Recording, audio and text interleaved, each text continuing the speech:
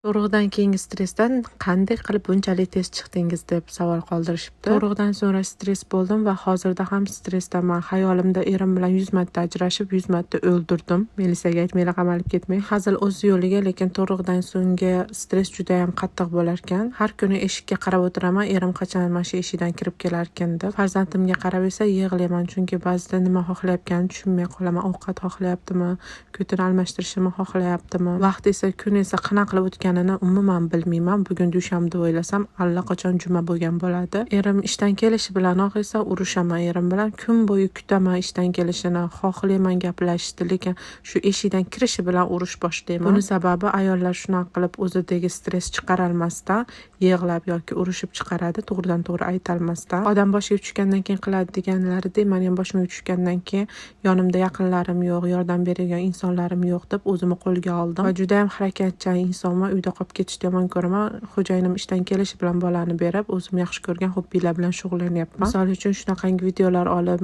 montaj qilish juda ham yoqadi va mana shu energiya beradi. Stresslarimni shunaqa o'zim hobbilarim bilan shug'ullanib chiqyapman va erim ham o'rni juda ham katta. Har kuni poddeshka qiladi. Sizlarda stress qanaqa o'tyapti?